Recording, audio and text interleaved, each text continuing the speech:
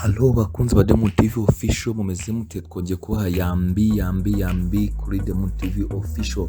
Turagutse na Miss Rwanda, noneho ibintu bigeze hahandi haryoshye, umuntu wese yibaza ngo noneho bizarangira bite, uzagira finali ninde. Turaje ngo tubagezeho abakobwa 20 bakomeje. Tubibutsa ko icyagendeho kugira ngo 20 batorwa ari ibintu bibiri. Icya mbere ni uko bagomba gutora abakobwa 18 hagatorwa noneho n'abandi babiri batowe cyane kuri SMS ndetse na internet kurusha abandi. Nuko byagenze. Ikindi kituri buganiro n'akanama nkemurampaka kare kahinduwe, ntabwo ari kandi karimo gakora amajonjora yo mu ntara. Oya, none uyu munsi bari bahinduwe. Ikindi tuvuga cyo n'abafana, dore umufana iri jonjora noneho ryo turanya bajya muri bootcamp, abafana bari bose. Turaje tubagezeho abakobwa 20 bakomeje uko nyine bakomeje mu cyiciro gikurikira. Uwa mbere ni nimero 47 bita Ruzindana Kelia. Umukobwa Ruzindana Kelia rero yakomeje. Twibutse ko aba bakobwa arimo abahagarariye umujyi wa Kigali ndetse n'abavuye mu ntara. Undi mukobwa wakomeje mureba ni Inshuti Divine Muheto aka Miss, wandi mukobwa kazaba Miss nawe yakomeje. Inshuti Divine Muheto 44. Undi mukobwa ni Uwimana Vanessa nimero 70 nkuko mumura kuri screen zanyu, nawe yaje kubona pass nyuma yo kubafana bamushyigikiye. Uwimana Vanessa nawe aba aratambutse. Undi mukobwa kuri cyo ni nimero 3 yitwa Bahari Rose, umusizi nyawe, uyu mukobwa uzi gusiga cyane, uzi ibintu by'imivugo. Uyu mukobwa nawe Bahari Rose yakomeje. Undi mukobwa akomeje nimero 69 bita Uwimana Marilene, nguwo kuri screen zanyu. Uwimana Marilene nawe rwose yaciye imbere akanama nkemurampaka asobanura impamvu yifuza kuba Miss. Nimero 10 yakomeje Ikirezi Mukamusoni Kevin, nawe yaje gukomeza nawe nyuma yuko amaje gusobanura neza nyine cyatumye Miss. Nimero 38 ni Mutabazi Singizwe Sabine yakomeje. Nimero 23 ni Karira Leila France, nawe yakomeje. Muramureba France rwose nawe yahacanye umucyo, nawe aba arakomeje. Undi mukobwa akomeje nimero 37, nimero 37 yakomeje yitwa Uwikuzo Marie Magnificat, nawe yahakomeje. Uyu mukobwa mureba nimero 37 wakomeje. Undi nimero 25 yitwa Kayumba Darina aka Gisonga, cyangwa se nawe ukomeje guhabwa amahirwe menshi ko nabagomba kuba Miss. Undi wakomeje ni nimero 55 ni Umurerwa Bahenda Arirete. Uyu nawe rwose akanama nkemurampaka kari kahindutse, nawe kakemeje karavuga ati nawe tambukire.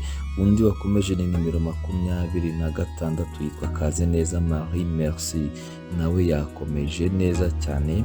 Nimero 53 Umuhoza Emma Pascaline, nawe yahacanye umucyo, nawe ubwo arakomeje muri bootcamp, tumubwira amahirwe masa. Undi wakomeje nimero 27 yitwa Keza Mauricia, nawe muramureba, umwana mwiza cyane, nawe akaba yabonye pasi ye nkuko akike mu biganza. Undi wakomeje nimero 48 yitwa Salo Amanda, nawe akaba yabonye tike. Undi wakurikiyeho no bita Keza Melissa ufite nimero 28 nawe yahacanye umucyo.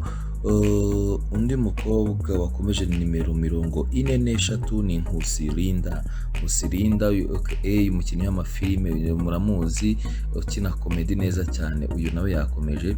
Undi mukobwa wakomeje nimero 37 yitwa Muringa Jessica, nawe yahacanye umucyo. Undi mukobwa nawe wakomeje 42 yitwa Ndahiro Mugabekazi Queen, umwana w'umukobwa nawe yahacanye umucyo. Undi mukobwa wakomeje ni wa mwana ufite umuga kutumva no kutavuga ni Jeannette. Ngabo rero Diamond TV yabageze. Ikindi tutabura kubabwira rero nuko muri Miss Rwanda n'ubundi noneho akanama nkemurampaka nako kaje guhinduka. Murabyuka akanama nkemurampaka kakoze mu majonjora, ari nako kari karimo Miss Jolie, haje kuzamo ibintu by'amatiku cyangwa se induru cyane, ariko ngira ngo Jolie ibyo yasobanuye yavuze ko muri Miss Rwanda ariho hantu hambere hakora ubunyangamugayo. Asobanura neza ko nta ruswa atashobora no kuyakira. niko yavuze mu binyamakuru bimwe na bimwe, niko yasubije aravuga ati rero sinumva umuntu uvuga ko akanama nkemurampaka gatanga ruswa mu gihe nanjye ubwo nari muri Miss Rwanda ntigeze nyitanga. Ati rero sinjye ugiye kuyakira mu gihe naba ndi muri Miss Rwanda. Ibyo rero noneho abantu babiteze iki? Wenda bamwe bakekaga ko ari uri buze kuza n'ubundi mu kanama nkemurampaka. Rehoya uyu munsi ko byari bimeze, baturanye abakobwa 20 bakomeza muri bootcamp, wenda tuvuge ko azagaruka kuri finali, ariko uyu munsi bari bahinduye buri kimwe cyose. Hari hasha kandi kanama nkemurampaka gashyashya kagizwe n'abantu 5 nk'uko mubona kuri screen zanyu. Aba bantu 5 nibo uyu munsi bagize akanama nkemurampaka ko gutoranya abakobwa 20 bakomeje muri bootcamp. Aka kanama rero kare gafite umuyobozi wako uyu munsi wari ugahagararira. Umuyobozi ni Ingabire GDPBO, uyu muramuzi cyane kuri ku gitangazamakuru cy'igihugu, kuri televiziyo, mu makuru cyane muramuzi. Undi wagaragayemo ni uwitwa Marcel Ntazinda, nawe yaje mu kanama nkemurampaka. Aba bose ni bashyashya. Undi waje ni Dr Jean Pierre Higiro, nawe yari mu kanama nkemurampaka uyu munsi, nawe yahageze. Undi nimero wa 4 wari waje mu kanama nkemurampaka ni Fiona Mutoni Ntarindwa, uyu muramuzi ni Madame Ata cyangwa se umunyarwenya ukunda kudusetsa. Uyu nawe mu kanama nkemurampaka katuranyije abakobwa 20 bakomeje muri bootcamp mu cyiciro gikurikiyeho, nawe yarakarimo. Undi wa nyuma mu kanama nkemurampaka abantu 5 ni yitwa Iriza Bimbuto Fidele, nawe yaje mu kanama nkemurampaka. Nguko rero aba bagabo nibo bicaye rwose baritonda, bari intambuko y'abakobwa, bumva uko basobanura imishinga yabo. Baravuga ati abangaba rwose 18 nibo duhaye amahirwe kwikomereza muri bootcamp. Ngayo nguko 18 babaciye imbere, baratambutse. Ibi byakomeje gukuraho impaka n'uruntu rwo muri Miss Rwanda. Kiranga iki ni ikintu cyiza umuntu wese ukurikira muri Miss Rwanda yakwishimira. Twabishimye pe. Nk'abantu mwiro ntabwo twasoza kandi tutababwiye uburyo kibyari byifashe kuri Expo Ground i Gikondo. Ubwo abakobwa rero 20 bari biteguye ko bari buze gutoranywa icyitwa umufana. Noneho byemeze nka football. Abafana bo muri football bazwi cyane babiri, uwitwa Rujugiro n'uwitwa Rwarutabura, bagiye nabo baza biteye amarangi. Abandi bafana baza bafite ibyapa nk'uko mubireba, baraza nabo baje gukurikira cyangwa se kujya inyuma y'abakobwa bafanaga. Ibintu babonaga ari ibintu byiza cyane, ariko kandi hari higanje ubwoba bwinshi cyane. Haba abakobwa bari baje bamwe bipfutse mu maso bwa bategereje 20 batangazwa, ubona rwose abandi bafite agahinda, ababyeyi bavuga ati abana bacu ntibakomeje.